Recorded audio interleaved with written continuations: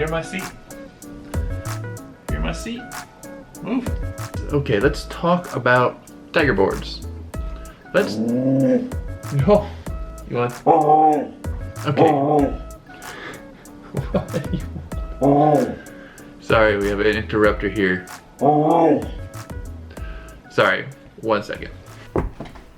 Okay, let's talk about Daggerboards. If you are considering buying a catamaran, then you owe it to yourself to know what Daggerboards are if you don't already. You've probably seen them in pictures of catamarans. Daggerboards are boards that are about midships on each hull that stick up out of the top of the hull when they're just sitting around not sailing, and when you're sailing they slide down. And what they do is they're like fins on a surfboard. They help the boat stop from sliding sideways when the wind is pushing from the side or even from the front. The alternative of having Daggerboards is having a fixed keel on the bottom of the hulls. Again, the keels also act like surfboard fins, and that they help keep the boat from sliding sideways. Initially, I thought that Daggerboards were something that you would get if your budget allowed it, but because Daggerboards tend to be on higher end, more performant catamarans, they tend to be priced out of our budget for us. But the more that I learned, the more that I realized that there are good arguments for not having Daggerboards, even if you could afford them, depending on what you want to do with your boat.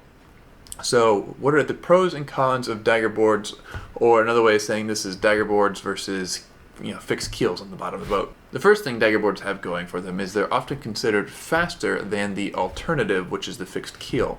The reason they're considered faster is that when you are sailing at points of sail where you don't have to worry so much about leeway, you can pull the Daggerboards up and reduce the amount of surface area that's touching the water, which therefore reduces the amount of drag. It's actually a fairly significant amount of speed that you get. From what I've read, you can go on average about 2 knots faster with your Daggerboards up than you would on a comparable sized catamaran with fixed keels.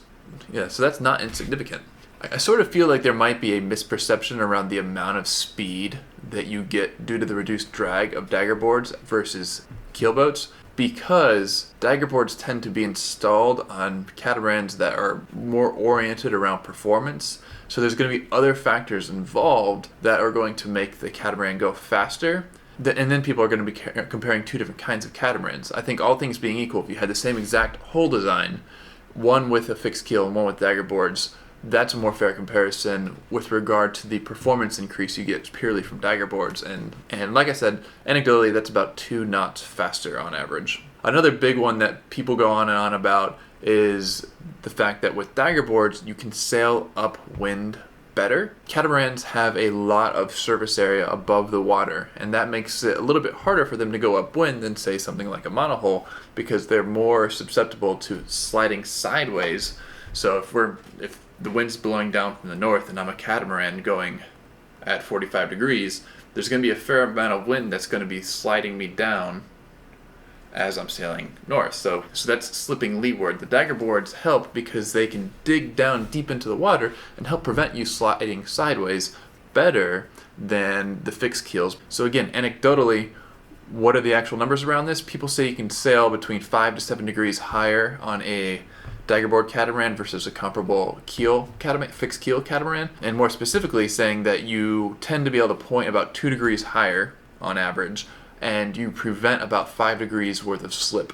And because you have slightly better speed and better performance upwind, you can make certain passages in significantly less time. If you think about it, if you're going 2 knots faster than what you'd be doing, and say on average you'd conservatively be doing about 6 knots, but you're going 8 knots in a Daggerboard catamaran, you can cut 25% off the time of a passage, which is pretty significant, right? And it also makes it so you can dodge bad weather better. So from that point of view, you have less time on water, so you're less exposed to adverse conditions or getting hit by a storm. And if there is reported storms, you have a better chance of outrunning them or diverting course to miss them with a Daggerboard catamaran. So the Daggerboards from that point of view can be considered a safety feature. Increased speed and upwind performance are the biggest things people talk about with regard to wanting to have dagger boards, but dagger boards also give you more options if you do get caught in a storm. So the idea is that when the seas start to get rough, you can configure your dagger boards to have either more or less drag on the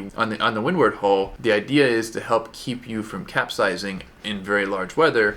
The more common philosophy around this is that if you have large waves coming and hitting you from the side and you're sailing in a catamaran in rough weather, you can put the windward daggerboard down and pull the leeward daggerboard up. The idea there is when a big wave comes and starts to roll your boat, the leeward hull will slide down the wave.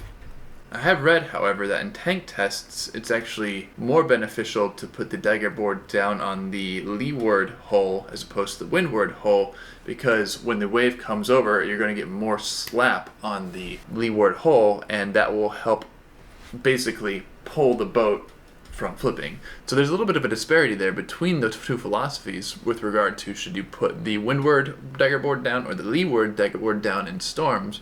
But regardless, the daggerboards do give you more options with regard to storm tactics than you have in a fixed keel boat. In a fixed keel boat, they are the way they are and you can't adjust them. Another benefit of daggerboards that you really don't hear talked about as much compared to keels is that you don't have the extra buoyancy in the middle of the boat, and that helps distribute the weight more to the front and the back of the boat, which can help prevent pitching. The idea being that if we're looking at the catamaran sideways and there's extra buoyancy right in the middle, fixed buoyancy, which is the case with the keels, then it's going to be more likely to seesaw back and forth. But because the daggerboards aren't fixed buoyancy and they can slide up its side, the weight distribution is more even and it reduces the pitching motion. So the idea there is that you theoretically get a smoother ride with the daggerboards than you would with fixed keels, especially if you are going into any sort of waves. So all that being said, daggerboards sound pretty good, right? You get extra speed, you can go upwind better, you get a more comfortable ride. You also have less draft. If you need to go into very shallow waters, you can pull your daggerboards up. You have more storm tactics. You can also, another safety point that I forgot to mention is that if you can sail upwind better, you are at less risk on a lee shore. A lee shore is when the wind is blowing towards the coast, and that's very dangerous because if something goes wrong with your boat, you will eventually drift into the coast, the rocks, the sand, and beach your boat. And it's generally considered not very healthy for your boat. So if you can sail off a lee shore better with a daggerboard catamaran because you can point higher, then theoretically you are slightly safer because you have more options. Again, daggerboards sound pretty good, right? So what are the cons? Why would somebody not choose to go with daggerboards if they had the option? There are people who can afford daggerboards who actively choose not to go with daggerboards. So there's clearly some sort of downside to them, and that's not really surprising because if you know anything to do with sailing or boating, there's always pros and cons and trade-offs. So I'm just going to run down my list in no particular order. The first one is that you do have less buoyancy with daggerboards. Now I did say that was a pro because it helps prevent pitching, and it's also a con in that it makes your boat more weight sensitive. So if you're going to be cruising on your boat and you're going to want to bring things with you, you're going to need adequate fuel tanks, adequate water tanks, adequate waste tanks. You're going to need food provisions. You're going to want to probably have some appliances on the boat. And you're just going to have extra things, tools, spare parts, because you're not going out just for day sails or quick weekend things. You're going cruising. So daggerboard boats being more weight sensitive makes them a little bit trickier with regard to being cruising boats just because you have to be more weight conscious. If you weigh them down, then you're going to slow them down, and then you've lost some of the reasons you got them in the first place, right? I think one of the major drawbacks of having daggerboards is that your rudder and sail drive are exposed more so than they would be on a fixed keel catamaran. The idea being on a fixed keel catamaran, that fixed keel acts as a guard or a shield when you have a grounding. So when you hit the ground, even if it's just soft sand or mud, you will learn about it when it hits the keel, not when it hits the sail drive, and not when it hits the rudder. The sail drive and rudder are two things you really don't want to damage or lose, and they're delicate. The fixed keels are less delicate, and they're not as vital to the operation of the boat.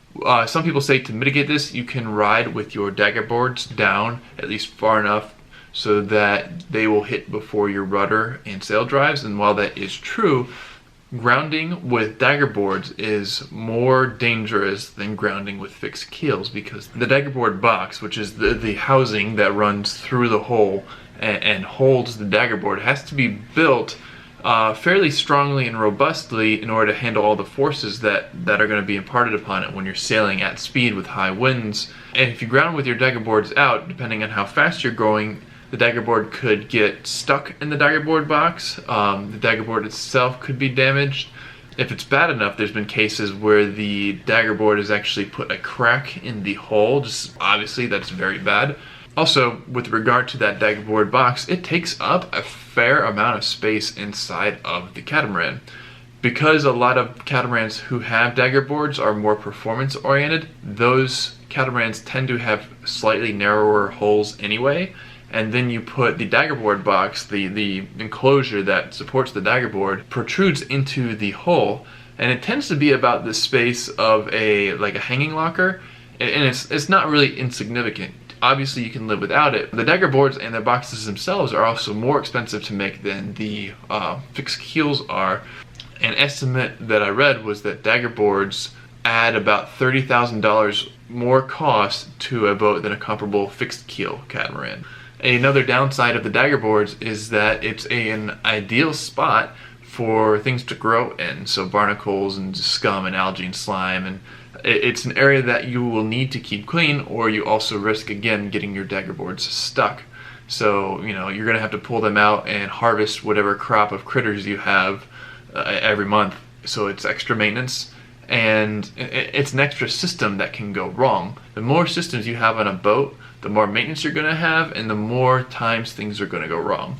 So maintenance correlates with complexity, and daggerboards are more complex than the fixed keel boats. Another potential downside of daggerboards is that if you use them improperly, you can actually make things harder when sailing. So if you're sailing downwind on, say, a reach, and you have your daggerboard configuration wrong, so you don't have enough daggerboard out, you can be putting a lot of stress on the rudders. And if you're using an autopilot to do the steering, then you might not even notice that you're having to put a lot of stress on the rudders, and this, if you're doing it by hand, will tire you out. If you're doing it by the autopilot, it's going to work harder on the autopilot. Worst case scenario here is that you could potentially damage the rudders if you're using your daggerboards incorrectly. So there's an extra element of know-how with regard to daggerboards, and it's a little bit more brainless when you have the fixed keels. So that's about it. To sum up, the pros of the daggerboards are you can go upwind better, you can go faster, you have more options with regard to storm tactics, you can get a shallower draft if you need it, you have less pitching, and because you're faster and can sail upwind better, there are safety considerations there. So you can outrun bad storms, you spend less time actually making a passage, so you're less exposed.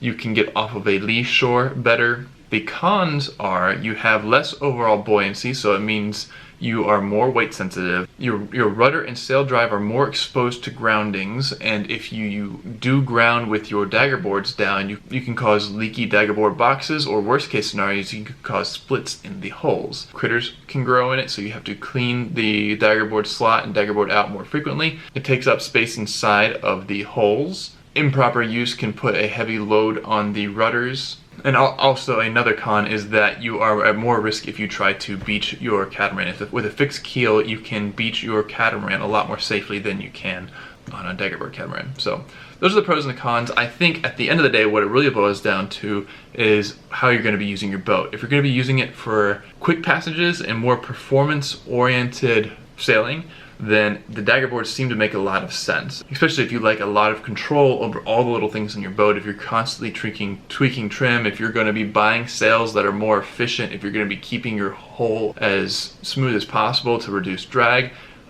if performance is one of your primary concerns, then the daggerboards make a lot of sense. If cruising is your primary concern, and you aren't going to be the type of person who's always tweaking with trim or going to be buying faster sails just because you can, then I feel like the keelboat is a better way to go because it gives you more options. You have more buoyancy, you can carry more stuff. For cruisers, that extra knot or two of speed isn't going to be that big of a deal, and people who know that they want the option of beaching their cat in a remote location to do some manual repairs will be more likely to choose the fixed keel catamarans. And not to mention all the added cost of actually having the Daggerboards. So as far as what we're looking at, we're pretty much exclusively looking at fixed keel boats, but I wanted to know what I was missing with regard to not having Daggerboards. And between the two, I think that the fixed keel is better for us regardless of price, just because of how we're going to be using it. We're not going to be speed demons. We want the boat for travel, not for speed. So as this is a discussion, this is just the starting point. Let me know below, do you prefer a Daggerboard catamaran or do you prefer a fixed keel catamaran? Have you had one or the other, and do you have any real world experience that might shed some light to the people who are kind of new to the boat world and just getting started? So I hope this video was useful. If it was, please consider checking out our Patreon page if you want to help support us and keep making videos like this as we save to buy a boat to travel around the world with. We also sell t-shirts. This is one of the new shirts that we have. I think this is one of my favorite shirts, and if you think it's kind of cool, then maybe check it out, because any purchases you make directly support what we're doing on this channel. If you're new here, hit the subscribe button. If you like the video, hit the thumbs up button, and we will see you in the next video.